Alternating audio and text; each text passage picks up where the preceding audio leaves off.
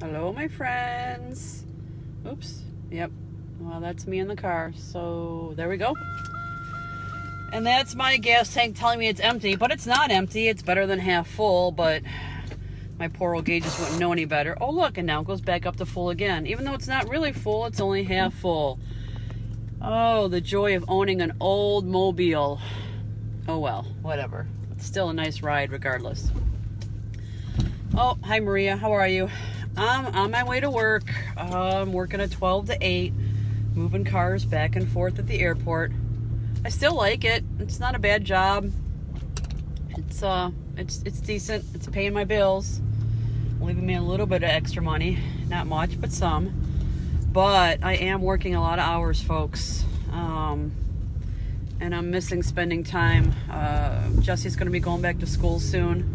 So I'm trying to squeeze in as much time as I can with her. I try to hang out with her as much as I can. Yeah, she's still a 19-year-old, so she doesn't have a lot of time for her own mom. But yeah, we still hang out at the house and we still chat and talk a lot. But I also I don't feel like I get to spend much time with my Kevin either. I don't know. That's got me feeling a little kind of down in the dumps because I do miss him. And the little bit of time that we seem to spend together, I feel tired all the time around him. And I don't want to be tired and cranky around people that I love. But anyway, so I have an interview. Hi, Sue. I have an interview coming up on Wednesday with a company called Imperfect Produce. I've done a little bit of research on them. They basically are a home delivery service.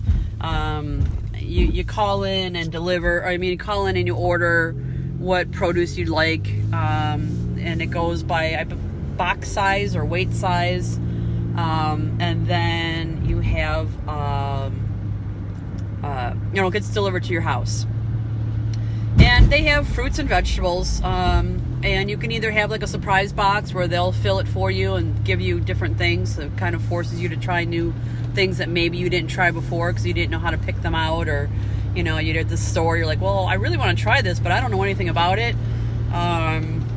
They do stuff like that. Or you can pick whatever you want. But it is Imperfect Produce. They have this selling platform of you're somehow helping the environment by getting things that are not being specifically bred, so to speak, and genetically modified to look better on the store shelf.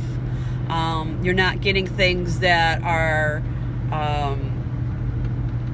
have been modified so that it can take the shipping from South America to the East Coast, and not go bad between the time it gets picked and the time it arrives to where it's arriving by train, truck, or plane. The produce is maybe smaller than what you normally find in the store, or it may be irregularly sized. It could be larger, like carrots and things like that. They're things that people see in the store and go, oh, I don't want to buy that. But, there's nothing wrong with it. And I have found in the past that when you go to like farmers markets or the Amish and you get things that aren't necessarily pretty, those things taste better. Because let's face it, if something's been genetically modified to look better, chances are it's lost something along the way. Usually it's flavor. And unless you've had homegrown fruits and vegetables or you've been raised on things that are not necessarily grocery store stuff, you don't know the difference. People have gotten used to, oh, I bought this at the grocery store and it's okay. And then they go out to an apple farm and they eat a real apple and they're like, oh my God, those apples were so good. Well, yeah, because they were fresh and they were, anyway. So they go on that supposedly, and they also say that it's good for your budget, that it's less expensive, and you get the convenience of bringing it to the house. Everything I've researched doesn't show that it's all that much of a budget saver, but it definitely is a convenience. And right now that industry of home delivery and that kind of thing is really big right now. So I guess if I did decide to go this route and they answer my questions satisfactory at this interview, I might take it up and then still do the driving part-time, just as a backup. So if it doesn't work out, I still have something I can jump back into, just to keep the paychecks coming. There was something else about that company I wanted to tell you about. Oh, I want to make sure it's not, and I haven't found any evidence to this, but I want to make sure it's not a commission-based kind of thing, like the Schwann's truck, so to speak. You know, where you have the truck and you go door to door, but then you also have to drum up your own sales. Yeah, I don't want a sales job. I just want to drive the truck. Somebody else can take care of the PR and the bringing customers in kind of deal. I don't want to be part of that. So anyway, we'll see what becomes of it. I'm gonna do a little more research. I've got I only work till 8 tonight, and then I have Tuesday and Wednesday off. The interview's Wednesday afternoon, so I'm gonna do a little more research into them, and I'm gonna try to find some more reviews, just to see what all customer and maybe past employees and that kind of thing. Their pay scale seems fairly high, but I think that is more based on the fact that most of their business right now is in the west of the United States, and those areas have a minimum wage of $15 an hour. So I can't really base it on that, because obviously they're not going to pay $15 an hour here in Ohio if that's not minimum wage. No one's, but I don't think it's going to be a minimum wage type job. But anyway, we'll see. We'll see what becomes of it as time goes on. They don't even have their office or whatchamacallit established yet. Their office and their warehouse is not set up yet. So that's another thing too. I need to ask where that's going to be. So I'm going to have to travel there every day. I'm assuming it'll be somewhere, since they're bringing in produce and whatnot, I'm assuming it's going to be somewhere fairly local. It won't be too far out. It needs to be within the lines of the transportation routes. So probably somewhere near downtown is my guess, but we'll see. Anyway. I'm happy that it stopped raining. It's just a slight drizzle in some areas here, but otherwise it's not too bad. It looks like, according to the radar, that it should be done for the day, but there's an awful lot of green on that radar still, so if it starts to circle up and around, we might still get some. I brought the rain gear just in case, but boy, will that make for a long day. Moving cars in the rain, oh yeah, I don't look forward to that at all. And it's cloudy and overcast. It's only about 70 degrees, so it's not bad. All that really hot weather we were supposed to have, well, we did have periods of it. For the most part up here, by the late afternoons, we got a nice cool breeze that was coming through. So even though it was registering in the high 80s and low 90s, that cool breeze made a difference. It wasn't so bad. Hey Nancy, how are you? Kathy, Mr. Tom, how are you? Just on my way to work. I was telling everybody about an interview I have set up for this Wednesday. See if anything with that pans out. But we did need some rain though, so I guess that it rained. It rained the better part of last night. Just as we were ending our shift, it started to rain. We did not get really heavy rains. There was definitely a line of thunderstorms that came through. And if it rained last night and thunderstormed, I wouldn't have known it. I was out cold. The AC was on. I had my little fan running, and I was one tired puppy last night. So I usually sleep fairly lightly, but I bet you a bomb could have went off last night, and I probably would not have heard it. So I'm looking forward to just having an 8-hour shift today with no overtime today. Going home and just chilling. Now that I've said that twice, they're probably going to ask me to stay over, but I think I'm going to have to decline. Anyway, I don't know. What else? I don't know that I have too much else to say to y'all. I really do miss driving a truck. I miss just being out on the road, and I just don't miss any of the crap that goes with it.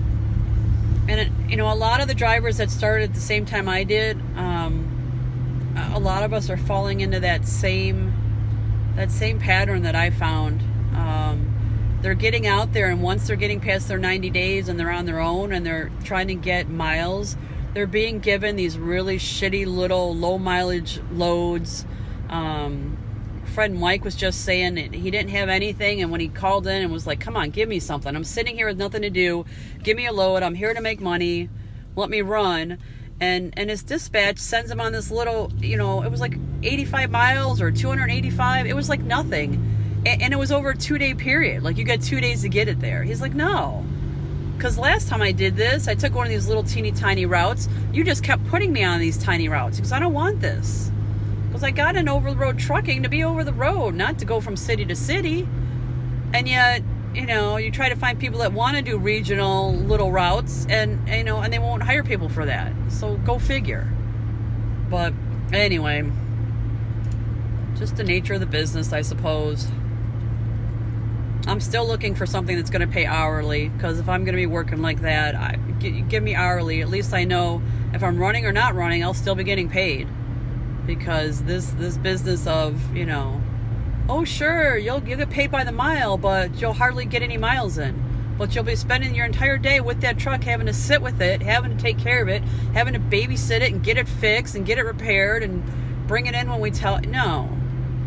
No, you can't ask that much of me and not be compensating me for my time. That's just, it's not okay. But I suppose as long as the American trucker allows the system to work like that, it's going to continue to work like that. All right, I'm off my soapbox now. I'm getting a nosebleed from being up here. So, anywheres. I'm going to take my car in too, see what I can do about getting the catalytic converter changed out. I'm just going to get an El Cheapo one. We've got a couple budget type places here that do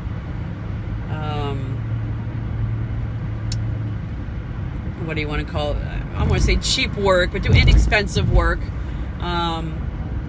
They can appreciate the fact that, people have limited funds and they're just trying to keep their cars going for another year or two.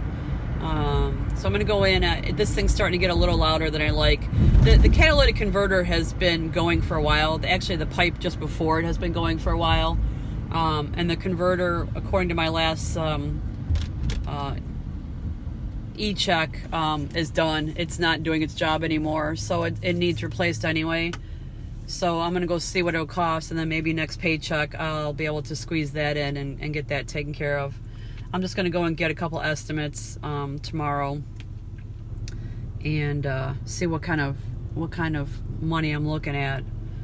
My good friend Jim over at Automotive Creations said he would put one on for me if I bought one, and he'd stick it on there, but he's been really busy lately, and I don't want to take advantage of his good nature because he's very good to my family, and I know he's really busy. So and he prefers not to do the muffler work.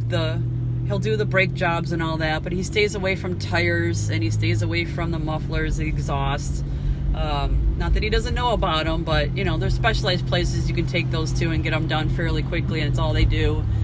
They've got all the machines for pipe bending, etc., etc.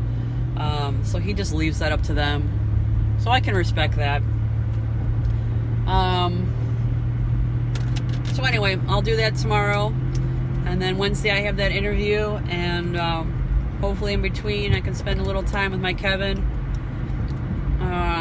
Maybe I'll make him dinner Tuesday night or something. I'll have to call him up and see what he wants. Maybe we'll sit down and have a nice dinner.